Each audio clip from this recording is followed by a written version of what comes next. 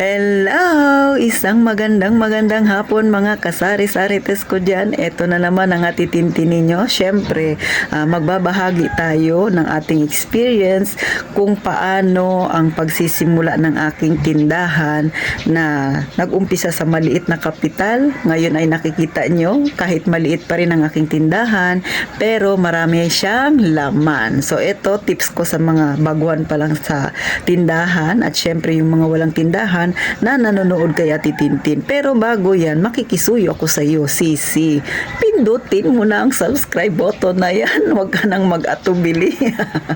Isang like naman dyan sa video na ito. At syempre pa sa mga datihan ko ng subscriber, maraming salamat sa pagsuporta ninyo kay Ate Tintin, mga kasari ha. Sana po kahit papano may nakuha kayong kaunting idea ukol sa aking mga sinishare sa inyo. So eto na. Ang aking tindahan ay gaya ng lagi kong inuulit, lagi kong sinasabi, 20,000 lang ang aking naging kapital. O, baka may magsabi, Ate Tin, 10,000 lang yung aking kapital. Ano ba ang mga panindang dapat kong unahin?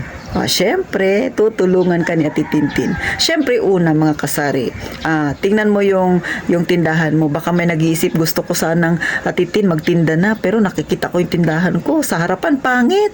O, parang walang appeal. Ay naku, huwag kang mag-alala, Sisi. Yan din ang tindahan ni Ate Tintin. Ganyan din ang itsura ng tindahan ko. Oh, hindi ako mag-plastic sa inyo. Oh, sa mga hindi pa nakasubscribe dyan, mag-subscribe ka na at hanapin mo ang aking tindahan. Nandyan, makikita mo kung anong itsura ng tindahan ni Ate Tintin sa harapan. Hindi talaga maganda.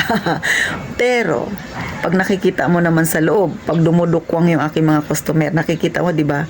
Oh, marami siyang laman. Yan ang importante, Sisi. So, hindi importante kung maliit o malaki ang pera mo kapag nagsimula ka ng negosyo. Ang importante, marunong kang humawak ng pera. So, wag mong pansinin kung ang iyong paglalagyan ng paninda ay pangit. Oy, aayusin mo lang yan ng kaunti. Kunting punas-punas, kunting paglalagay ng mga design yan. Pag-aayos ng iyong mga paninda, okay na yan. Ang mahalaga, syempre, kung paano mo paikutin, kung paano mo i-rolling ang iyong pera para tumubo ng tumubo, Sisi. Kasi darating ang panahon, mapapaganda mo rin yan ang iyong tindahan. Huwag mo lang biglain. Huwag ka lang mag-isip, gusto kong bumili ng ganito, Ate Tin, gusto ko ng ganyan para ayusin ang tindahan. Huwag mo nang ganun. Kung ano lang yung itsura ng tindahan mo, tiyagaan mo muna. Ang importante, mag-umpisa ka nang magtinda. Umpisahan mo na yung pera mo kahit 10,000 lang nang makatubo ka, Sisi. So, ganon. Sige, ito na ha. Ito yung mga pwede mong bilhin kapag ikaw ay mag-uumpisa pa lang ng pagtitindahan. Ito yung mga paninda na dapat meron ka. Syempre, pag nanay ka, alam mo na kung ano ang meron sa iyong kusina. O, diba? Mga condiments, toyo, suka, asin, o di ba? Mga ganyan. O kung ano-ano pang makikita mo, paminta, o di ba? Durog, buo, crack, o kamatis. So, yan ang mga pinaka-basic na dapat meron sa iyong tindahan, mga kasari. Kasi yan naman talaga ang normal na binibili ng mga nanay. O, bumili ka ng kaunti niyan. O, sunod, bumili ka ng itlog. Siyempre, dapat meron kang mga sardinas, iba't ibang klase. Meron ka ring noodles, may sabaw, may kanton. O, ano pa bang meron pwede mong bilhin, di ba? Mga powder na yan na sabon, mga bar na yan na sabon, mga bleach, gaya ng Sondrox, mga fabric conditioner gaya ng Downy, ng Surf, o diba, ng Dell, mga kasari. So, ganun po. Kung ano yung nasa bahay mo, yan din yung pwede mong itinda. Pero, kasari, ang payo ko lang sa'yo, bumili ka ng pakonti-konti lang muna, ha? Huwag ka munang bumili ng marami. Bakit? Ha? Kasi hindi mo pagama yung pagtitinda. Hindi mo pagama yung mga saloobin dyan ng mga magiging customer mo. Kung ano ba yung kanilang paboritong brand, kung ano ba yung mabenta at hindi mabenta. Kapag kasi bakbak ka lang, bili ng bili, tapos yung pinambili mo, slow moving pala, hindi mag-rolling yung pera mo, mga kasari. So, magbili ka ng paninda, sardinas, mga ganyan, noodles.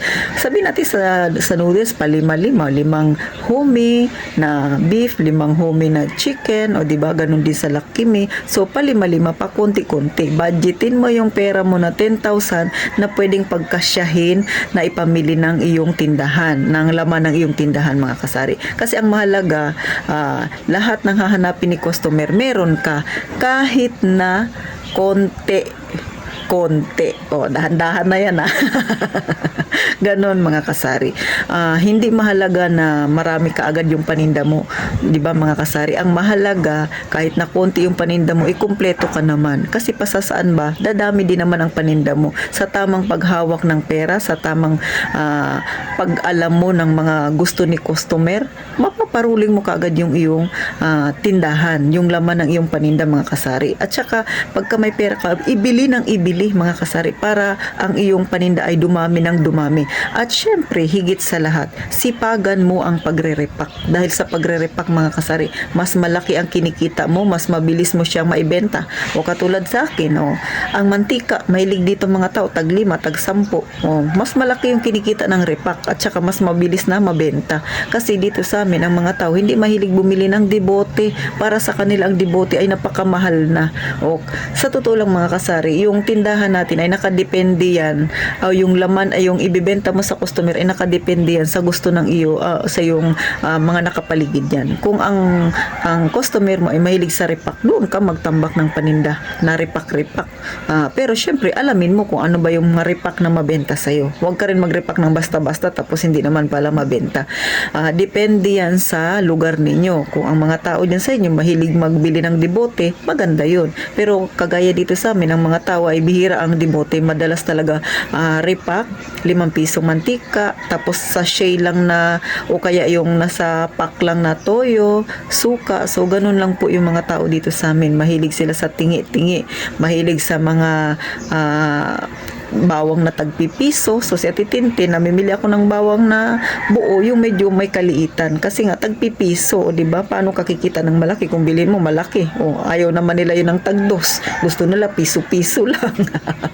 Tapos sibuyas, tag 5 piso, tag 4. Pero mga kasari, sa totoo lang, sa sibuyas, malaki ang kikitain mo dyan. Lalo na yung mga maliliit, ay halos kalahati. Kung ang presyo ng sibuyas tag 80, bibili ka ng kalahating kilo, 40, minsan ang tubo mo 50. Lalo na kung magaling kang mamili. Kaya kailangan sa nagtitindahan, sa may-ari ng tindahan na namimili sa palengke ng mga ganyan, magaling mamili ng paninda, magaling tumingin kung ito ba ang sibuyas na to, magtatagal ba ito, ganun, mga kasari. Kaya pag may tindahan ka, marami ka talagang gagawin, nakakapagod. Pero kapag mahal mo ang tindahan mo, kapag magaling kang humawak ng pera, sigurado ko sa'yo, lalago ang tindahan mo. Huwag mong pansinin kung pangit ang itsura ng tindahan mo.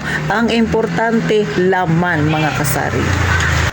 So ngayon, alam mo na yung mga basic needs na pwede mong ibenta dyan sa tindahan mo. Kapag mga 1 buwan na nagtitinda ka, medyo okay na, magdagdag ka na ng paninda. Katulad ng pang-merienda, diba? Katulad kay Ate Tintin, meron akong tinapay, tas gumawa ako ng palaman, may peanut butter, may egg sandwich, diba?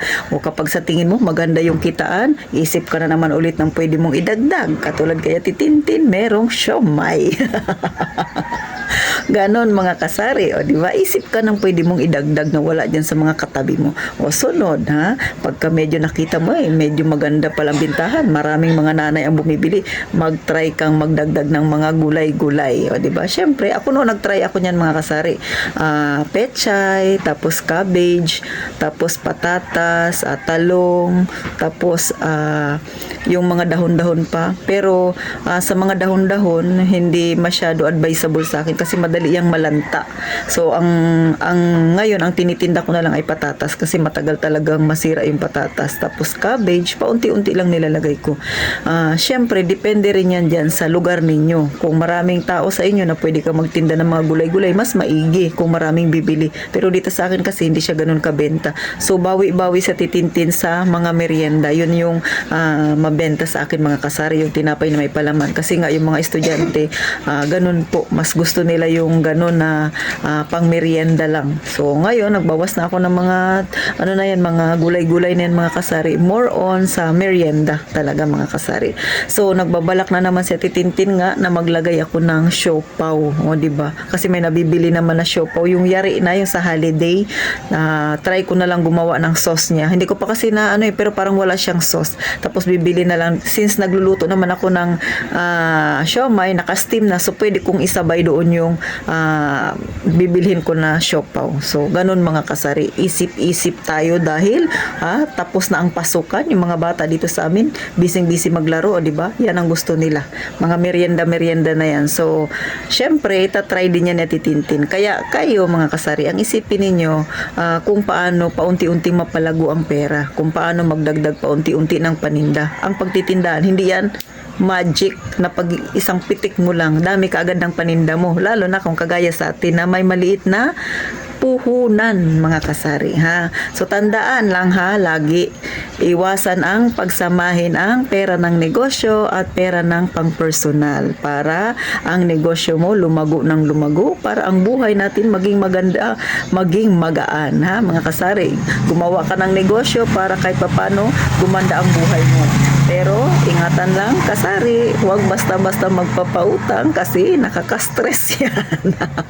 So paano mga kasari, hanggang dito na lang. Ito naman ay counting tips lang na Ate Tintin, real talk lang sa mga newbie sa ganitong larangan ng pagninegosyo. So paano, magkita-kita tayo sa susunod na vlog na Ate Tintin. Mag-iingat kayong lahat palagi mga kasari.